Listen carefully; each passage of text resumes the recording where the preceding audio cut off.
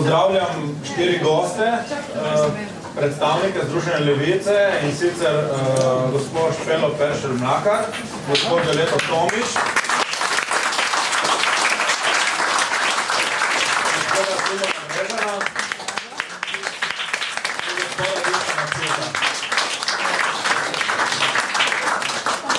Nadaljevali bomo pa s pomočjo mojega kolega Klemna Miklaviča, ki bo nekako moderiral tole zadevo. Hvala.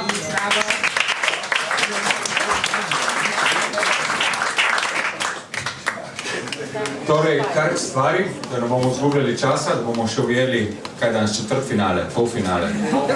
Polfinale. Tukaj mi manjka precej, ne samo v tem športu, vsem. Združena levica je sestavljena iz 4 entitet. Naš kandidat, ki ga bomo kasneje predstavili, Luka je pozval, da imamo med nami tudi 2 kandidata, ki kandidirata v Gorici 1 in Gorici 2, sprej Gorica center, Gorica okolica. Prišla nas je pozdraviti tudi kandidatka za Ajdovščino, tako da če kdo iz Ajdovščine bo imel priložnost poznati osebno tudi svojo kandidatko.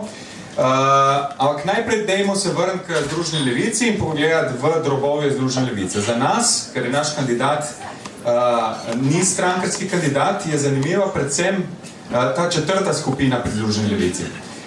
Torej, 4. blok, kako se že imenujete, kaj to je? Družbena gibanja smo prebrali iz plakatov. Lahko malo več pojasnite.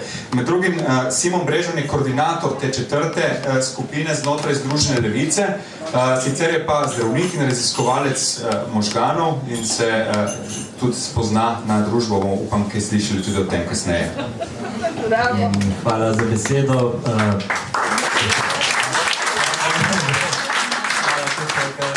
Jaz bi mogel aplauzati najprej vam oziroma mi za tako udeležbo, drugače pa jaz vedno ne govorim s tovarišice in tovarišico, da bi to popravil, edino to imam pripombo, da mi smo gospodje, namreč ker se borimo proti sistemu gospodstva, moramo tudi z lastnim vzgledom to kazati, to ni ne gre za neko nostalgijo, ampak za ta tovariški duh, ki ga tudi kažemo in se borimo za njega, tako prek sistemskih sprememb, kot prek našega notranjega delovanja in v stiku z ljudmi. In namreč ravno to je pa zdaj odgovor moj, da se ne bom kot drugi politikanti izogibal direktnemu odgovoru na vprašanje, ker vedno odgovorijo, mi pravijo, potem pa, kaj kdo vpraša, dajte tisto odgovoriti, kar ste rekel, prav, jaz se ravno o tem govorim, pa v bistvu čist nekaj drugega govorim. Skratka, 4. skupina Združene levice je sestavljena iz civilno-družbenih gibanj, 3 gibanj, uradno zaenkrat, plus posameznikov, ki lahko, to se pravi, mora pogoji tukaj, da so pač nestrankarski, vsi ti, in tako imamo recimo med posamezniki tudi potem recimo iz skupine oziroma gibanja puntarjev, pa je drugače, jaz sem iz gibanja za pravično družbo in še 2 druga gibanja imamo. Namen je pa ravno to, tudi tle spet ta naš programsko načelo je namreč zagovarjanje neposredne demokracije na večjih nivojih, med drugim je to tudi, med drugim je se pravi ta državni nivo, kjer hočemo namesto te predstavniške demokracije vpeljati čim več neposredne demokracije in participativne, se pravi soodločanje ljudi, vseh tistih, ki se jih nekaj tiče. Samo tisti, ki se ga nekaj zares tiče, to so pač ljudje vsi lahko odločajo, ne pa nekdo drug v njihovem imenu. To je pač ta temeljna postavka, v 4. skupini pa, kot pravim, je to tudi tukaj ta vzgled, kjer lahko noter pride nekdo, ki ima nekaj kakršnekoli zadržke napram strankam in tudi upravičeno deloma, ker smo 20 let imeli diktaturo strankokracije, ne pa pravo demokracijo in za nas je to tukaj pomembno, da tukaj znotraj zgled kažemo in tudi znotraj koalicije imamo 1/4 glasov, neko pravno mesto napram drugim 3 partnerjem in tudi noter se učimo in informalno in prek prakse vodimo ta koncept. Ampak ta neposredna demokracija, da vas kar direktno pičim malo, mi smo tako malo utrujeni teh referendumov, ko poslušam ljudi, ko se pogovarjamo, ne vem, mislite, da bi to delovalo v naši družbi? Kako si vi to zamišljate v praksi? tudi zelo dobro vprašanje, zato ker je tudi tukaj se da potem razčistiti to razliko. Te referendumi so samo tisto, kar smo mi edini preostanek, recimo nek približek, vendar je bil ogromno krat zlorabljen. Namreč zato, ker je pri nas ta razlika, o čemer pa mi govorimo, je pa to, da je problem je že sama artikulacija vprašanj oziroma pobud, to je manjkalo. Tukaj so bila že vprašanja dostikrat zavedena samo prek nekih spet interesnih ozkih skupin, političnih in tako naprej bojev. Medtem ko prava neposredna demokracija, to so tudi veliko v tujini, kakšni modeli dobre prakse, je predvsem na tem nivoju, da že na nivoju same definicije vprašanj morajo biti vsi ljudje, ki se jih tista stvar tiče, vključeni. In potem pride do nekega sistema filtriranja notranjega glasovanja, tisto, kar raste Gregor. Skratka, nujno je tukaj tudi seveda ena funkcija zraven stalnega izobraževanja, osveščanja, več lahko neposredna demokracija skrenja tudi rekel čisto kaotično in mi se ne zauzemamo za to in se da tudi drugače. To so pa tudi dokazali drugi modeli dobre prakse v tujini, kjer recimo to na nivoju podjetij, predvsem pa tudi kakšne občine, kot je Marina Leda in tudi, predvsem pa pravim, te kooperative zadruge dokazujejo, da je neposredno bistveno drugačna kot samo ta občasni referendum. K zadrugam se bomo najbrž še vrnili, če bo kaj časa. Med tem naj povabimo, oziroma naj poskušamo greti tudi publiko za vprašanja. Ta prvi krog vprašanj bom postavil jaz kot povezovalec, potem ste povabljeni vi iz publike, da kaj kritičnega, da soočite s kakšnim kritičnim razmišljanjem naše goste. Dušan Plut, ali tovariš Dušan Plut. Smo slišali v Ajdovščini nesojen borec Che Guevarevih enot.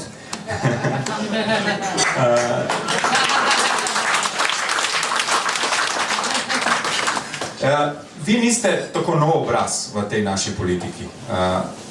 Kakšna je bila vaša vloga? Jaz se vas spomnim kot dijak srednješolec iz televizije in kaj vas je prineslo spet na politično prizorišče? Najprej lepo zdrav, bomo hitro razčistili zadevo. Jaz sem se odločil za politiko čisto v zadnjem trenutku. Takrat smo bili Zeleni Slovenije in v politiki sem bil po lastnem izboru samo 3 leta. In to mi gre počasi na živce, ker ljudje vidijo obraz in mu dajo etiketo nekega političnega obraza, čeprav sem bil jaz v politiki vse skupaj 3 leta. Zakaj to govorim? Zaradi tega, ker je današnji čas bolj prelomen, kot je bil osamosvojitveni čas. Mi se ne zavedamo vsi skupaj, v kakšnem civilizacijsko prelomnem obdobju živimo. Uničujemo planet, prihodnim generacijam bomo pustili zastrupljen planet in hkrati se socialne in družbene razlike tako povečujejo, da so nevredne človeka kot nekega duhovnega bitja na tem planetu. In to je bil razlog, da sem se po 22 letih prostovoljnega izgnanstva iz politike ponovno vrnil samo za evropske volitve in samo za podporo Združene levici, ki povezuje tisto, kar je ključno in kaj najbolj potrebujemo v tem trenutku. To je jasna in človeška želja po družbeni pravičnosti in po okoljski odgovornosti do prihodnjih generacij. Če bi tukaj ostal zunaj, me bi bilo sram pred svojimi vnučkami, ker se bi čutil, bom rekel, moralno odgovornega za to, kar se dogaja in nisem bil pripravljen zastaviti svoje besede. Hvala. Vaš Plut zastopa tukaj tudi Gibanje za trajnostni razvoj Slovenije, TRS, to je ena od 3 strank, ki so tvorile Združeno levico. No, zdaj pa končno še damam, tovarišicam. Špela, vidim, je že pripravljena. Vedno v akciji. Špela je tudi z našega konca, kandidira v Idriji in tukaj zastopa inicijativo za demokratični socializem. To je inicijativa, ki se je odločila, bo promovirala socializem. No, zdaj pa socializem. Na kaj nas socializem asocira? recimo jaz sem bil majhen, se spomnim vrst za bencin takrat. Ne? Tukaj smo imeli inflacijo, tiste nule so rasle po denarju, da si jih težko zapolnil si. Tle smo varčevali v lirah italijanskih, ne? Otroci smo gledali v Italiji trgovine z igračami, ne? Ki so bile lepše kot tle. Ko rečete socializem, kaj mislite? Ne? A nas želite vrniti v ta čas? Bom se sam navezala na tvojo pripombo, oziroma tvoje videnje socializma. No? Enkrat me je nekdo rekel, da je v socializmu lahko kupil samo 2 vrsti toaletnega papirja. Jaz se to spomnim, ne? En je bil tak trtrjev, pa nič se ni dalo brisati, ta drugi je bil pa pač mehk, ampak tanek, pa pač je bil tudi za nič, ne? Ampak, kaj hočem povedati, danes, ko govorimo o Mercator, Tuš, kamorkoli, imamo 33 vrst toaletnega papirja, ampak dajte mi povedati, katerega kupimo? Katerega kupimo? Ponovati tistega, ki je v akciji. In to je zame socializem ali pa antisocializem ali pa kapitalizem. Tako da zame je socializem odgovor na kapitalizem, tako kot je vedno bil. In socializem je za nas, za IDS, pravzaprav odgovor na nepošteno delovanje države, na preboj kapitalizma, na pozabljene pravice delavcev. In socializem je ureditev, ki je usmerjena v ljudi in to je tudi bistvo. To je pravzaprav bistvo. A je država sestavljena iz kapitala ali sestavljena iz ljudi? Država je sestavljena iz ljudi.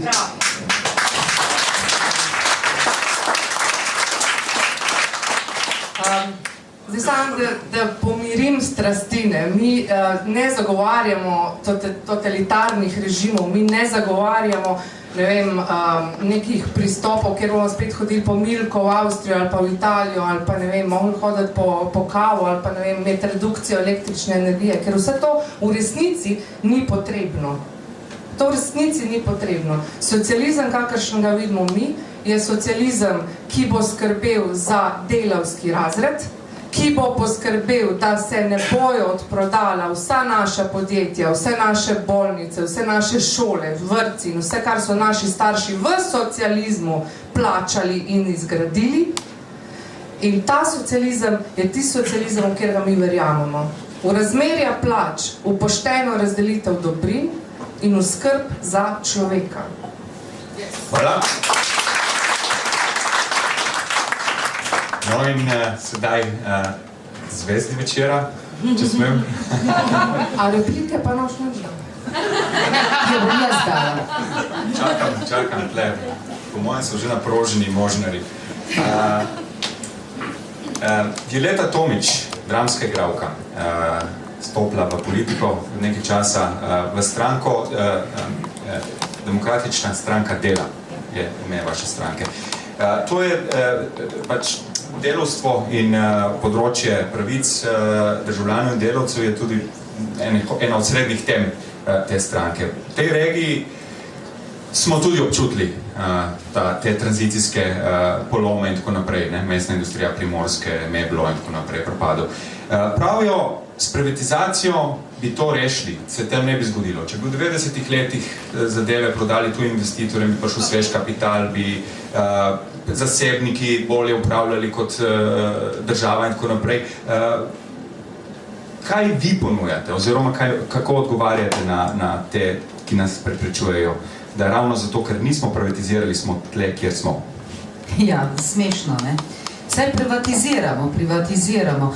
Jaz včasih rečem, da me je sram, da pripadam generaciji, ki je za malo osebnega komforta in za teh pokakanih 33 vrst toaletnega papirja razprodala vse, kar so naši starši z odrekanjem prislužili. Tako je. Yes. Zdaj smo dolžni, jaz sem tudi mati, za svoje otroke in svoje vnuke to popraviti, kolikor se še bo dalo. Seveda smo zdrknili v obdobju 90-ih let v nek sistem, ki ga nismo poznali in tudi nismo pričakovali. Pravzaprav so nas po domače rečeno nategnili. Mi smo glasovali na referendumu za osamosvojitev Slovenije, ker je bila Jugoslavija že tako kaotična, da se ni dalo živeti v njej, vendar nikoli nismo glasovali za ta divji kapitalizem, za ta sistem, ki nas je oropal vsega, kar smo kdaj imeli. Tukaj so nas pa ogoljufali naši politiki. In s to privatizacijo, veste, bom rekla tako, kot je Dušan rekel, zakaj sem šla v politiko. Jaz temu ne rečem, da se ukvarjam s politiko. Jaz sem aktivna državljanka, ker živim od svojega poklica, od svojega dela, kot igralka. Vendar veste, ko si svobodnjak, svobodnjaki smo pa tisti, ki smo bili preglasni v inštitucijah in smo opozarjali na krivice. Tukaj je kolegica Lara Janković, pokončna ženska, ravno tako. Svobodnjaki smo tisti, ki se nismo pokorili diktatu šefov, ki so čez noč v 90-ih letih se začeli obnašati, da je gledališče njihova last. Tako kot so se obnašali, da je tovarna njihova last. Čeprav so viški mojega dela bili reinvestirani vsako desko in vsako ploščico na WC-ju in v foje, ker smo delali tako, da smo vlagali viške našega dela. Kaj se je zgodilo? Drugi so si te viške prilastili. In namesto, da bi šli v socialne transferje in v naše večje pravice, so šli v žepe privatnikov. Tukaj sem jaz začela že v 90-ih letih ropotati in opozarjati, pa ljudje še niso bili dovolj lačni in niso slišali. Leta 2011 smo se v Demokratični stranki dela zavzemali za neposredno demokracijo, pa je bilo prezgodaj. Šele zdaj, po vstajniških gibanjih, ko smo se spoznali s celim kupom čudovitih ljudi z vseh krajev Slovenije, smo našli neke skupne imenovalce, da lahko nekaj spremenimo in zdaj smo res močni. Da ne bom govorila, pa ne odgovorila na vprašanje glede privatizacije. Pravzaprav Združena levica cela se zavzema proti razprodaji družbenega premoženja. Smo tudi del koalicije za ohranitev javnega zdravstva. Poglejte, vse hočejo privatizirati, kar pomeni, da bodo cene hudo zrasle. Ceno za njihovo krizo, ki so jo oni povzročili, moramo plačevati mi. Pa naj ne rečejo, da je javni sektor zagrešil krizo. Vzgojiteljica v vrtcu ni kriva za krizo. Učitelj ni kriv za krizo. Noben kulturnik ni kriv za krizo. Krivi so finančni lobiji in kapitalisti, ki so nam vse pobrali od nas, pa zahtevajo, da še bolj zategujemo pasove. Kam še? Zato smo rekli temu odločno ne. Danes smo po Ljubljani šli od Mercatorja do borze, do Ljubljanske banke in opozorili na to, da je 117.000 brezposelnih v Sloveniji, od tega je 400.000 pod pragom revščine. Se pravi, da so zaposleni ljudje pod pragom revščine. Upokojeni ljudje, ki so 40 let, 45 delali, polnili, se odrekali, polnili pokojninsko blagajno, danes so pod pragom revščine, ker jim je nekdo to ukradel. To so krivice, proti katerimi se borimo. In tega ne smemo dovoliti.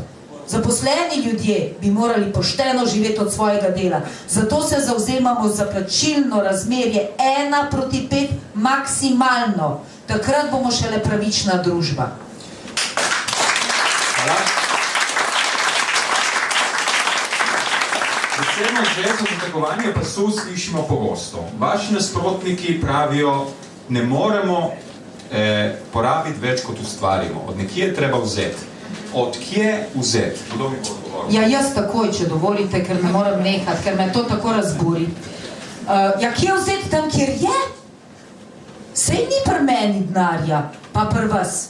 Ma je v davčnih oazah 50 do 70 milijonov evrov. Milijard, pardon. Ma, s temi milijoni pa milijarde težave, no, milijard, hvala, ja. To je 2-krat toliko, kot je naš kompleten zunanji dolg. Kje vzeti? Mi in nihče v Evropi ni rešil problema krize s še večjim zategovanjem pasu. Glejte, kaj meni na soočenih razlagajo te etablirane stranke. Da moramo postati bolj konkurenčni za tuje vlagatelje. Naj vam jaz to prevedem, ker me pogreje, ko slišim to propagando. To pomeni, da moramo delati še ceneje, da moramo biti še manj plačani in da ne bodo delodajalci rabili plačevati prispevkov za nas. Da bo prazna pokojninska blagajna, da bo prazna zdravstvena blagajna, oni pa bodo svoje žepe še bolj polnili. Ja, hvala lepa za takšne investitorje. Naj grejo po delovno silo, tudi Kitajci jim več nočejo delati za ta denar. Zdaj bomo pa Slovenci, pa bodo prešparali seveda, ker smo bližje, pa ne bodo rabili tako daleč prevoza plačevati.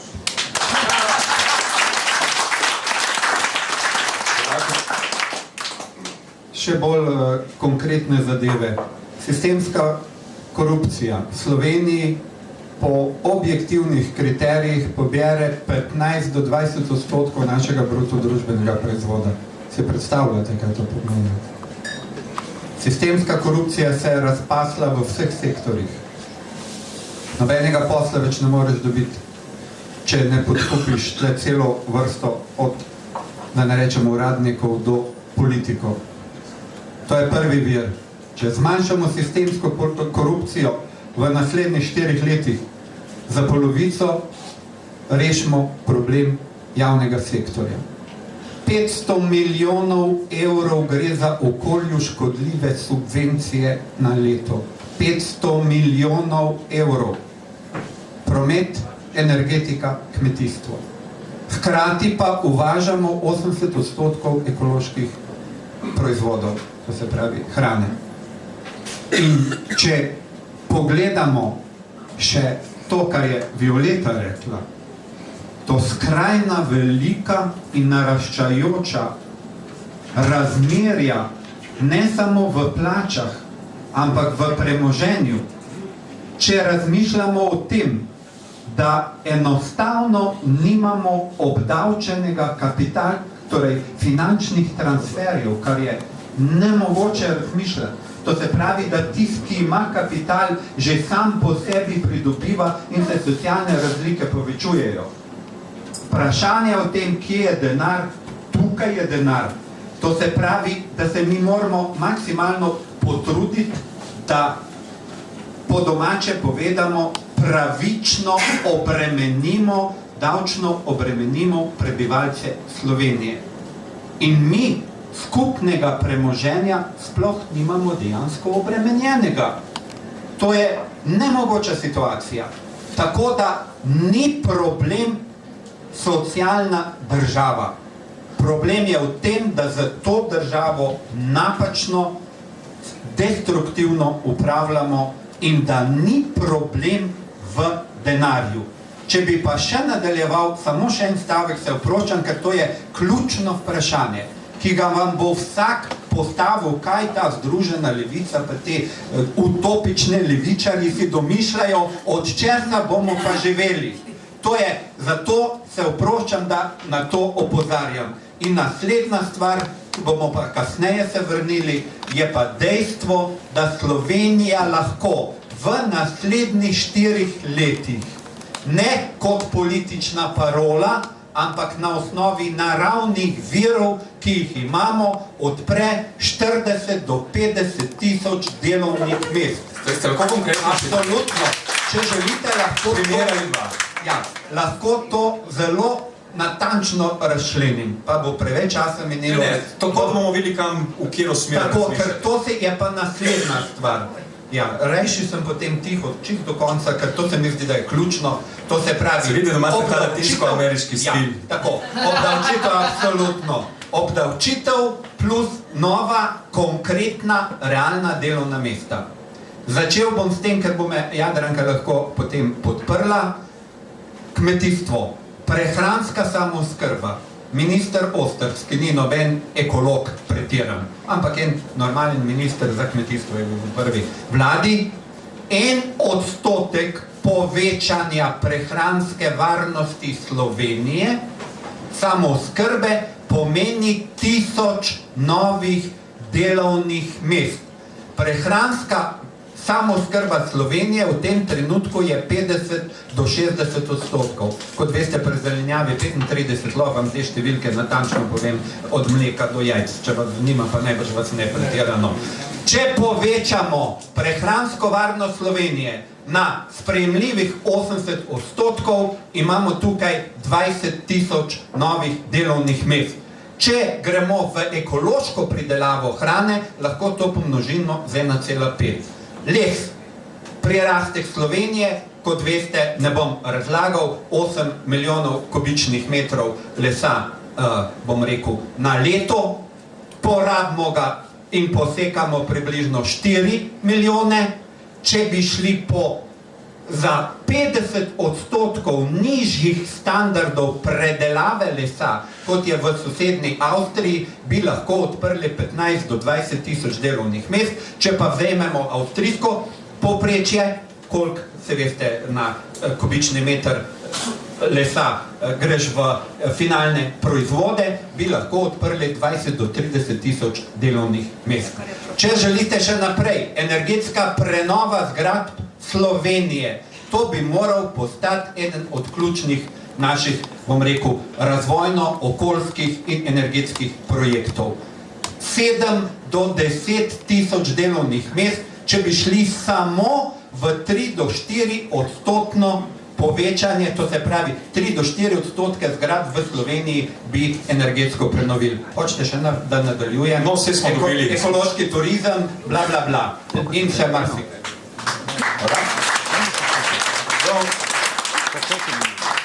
Zdaj bom temo malo obrnil in poskušal biti provokativen, medtem pa že pričakujem kakšno roko. Zadnjič, oziroma nekje sem prebral, da zastopate 99% ljudi. Pred kakšnimi 2 tedni sem bil pri moji frizerki na striženju in ona ima najboljše informacije o tem, kaj mislijo ljudje in kaj menijo ljudje. In je rekla, lej, Klemen, meni se zdi, da bo ljudje volili tega tle Mirota Cerarja. Očitno, tudi po teh javnomnenjskih raziskavah, on zastopa več ljudi kot vi, če projiciramo na volilne rezultate. Pa zdaj ne ščuvam na negativno kampanjo, samo hočem slišati, zakaj oziroma po čemu se vi razlikujete od tega, kar ponujajo druge stranke.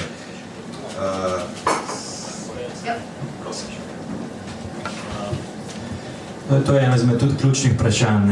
Mi pravimo, da se bomo skupaj s časoma, kar pa zahteva čas, to je proces, borili s temi 99% pomeni sami tistimi zatiranimi, kar v bistvu je edina razlika ta razredna, pa če to priznamo ali ne, lastniki kapitala, kjer jih je peščica, vsi ostali, to pa sem pa spadajo ne samo klasični, to je bilo včasih industrijski fizični delavci, ampak prekerci, brezposelni, mladi, starejši upokojenci, pa tudi tisti, ki vidimo, da delajo, pa imajo plače pod nivojem revščine. Skratka, zato mi to lahko govorimo, ker imamo politike, ki so naravnane v korist teh, jih pa skupaj še zdaj nagovarjamo in ker je mentaliteta v glavi traja, da se to je bilo toliko časa, 20 let kapitalizem s svojimi iluzijami, mantrami in tako naprej manipulira prek potrošniške kulture in tako naprej in vsega, zato je tudi to proces, da se ljudje prepoznajo to svojo razredno ponovno zavest. To je pač percepcija in vsak lahko to dojema drugače in mislim, drugače. Zdaj, dokler ni nek nivo nezadovoljstva, na to je vsem treba računati, pa še to ni dovolj. To so zdaj, moderni kapitalizem ima najbolj perfidne načine manipulacije in to predvsem skozi to potrošniško, temu rečemo, ta blagovni fetišizem, blišč, vse tisto, zaradi česa smo že, kar so prej omenili, prodali za par drugačnih vrst enega praška, smo prodali vse druge vrednote in socialno državo, čeprav tudi raziskave kaže, da glih ta izbira pretirana kvečem povzroča anksioznost. Ne samo to, da si večina itak tega ne more privoščiti in da je tudi okoljsko nesprejemljivo in tako naprej. Zdaj pa, glede tega teh distinkcij, tukaj je ena pomembna, to sem zdaj razložil za tega, da vidimo, zakaj se to dogaja, da se večina še zmer ne more prepoznati v teh politikah, ki so v njim interesu. Namreč drug vidik je pa to, da spet, ker so ljudje produkt tega okolja, sistema, mentaliteta nastaja na podlagi tega, kar so jih pač učili, kot sem rekel.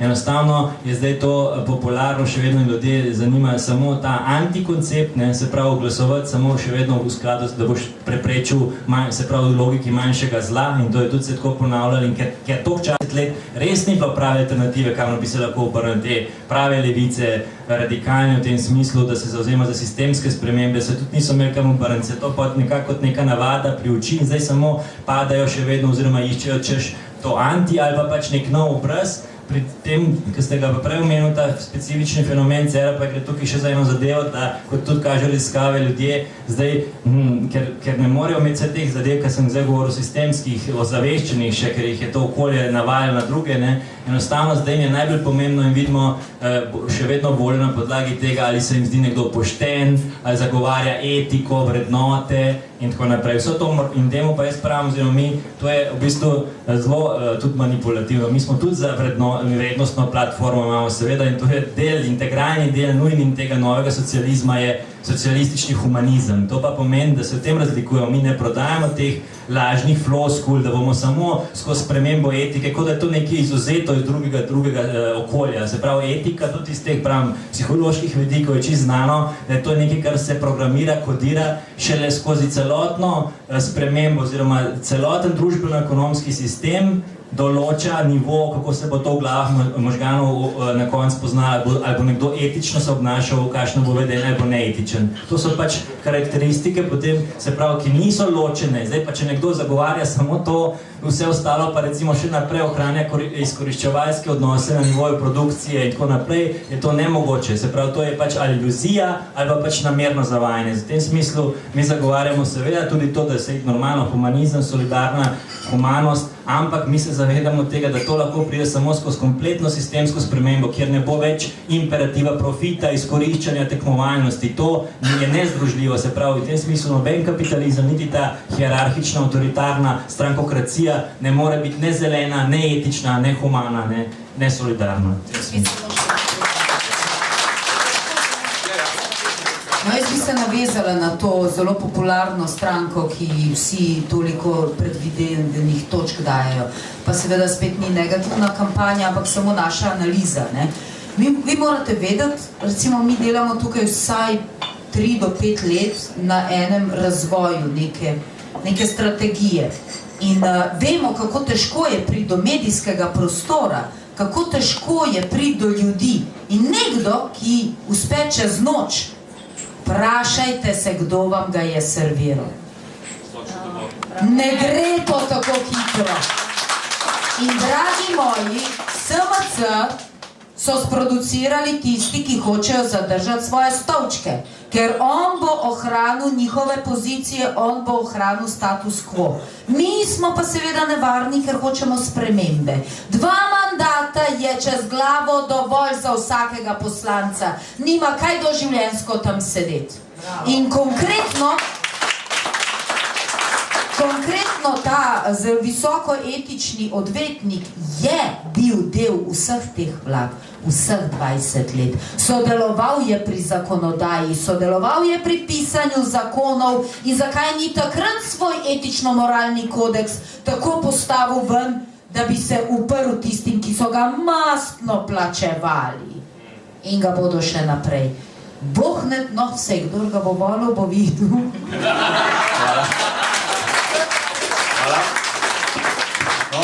Kolegi iz Goriške.si so me opozorili na temeljna načela Goriške.si. Jaz sem tudi del Goriške.si, smo tudi na internetu in eno od temeljnih načel Goriške.si je, da vključujemo ljudi. Se pravi, da se ne omejujemo na tiste, ki so na odru, ampak da vključujemo tudi tiste, ki so izven odra. Torej, beseda je vaša. Vprašanje?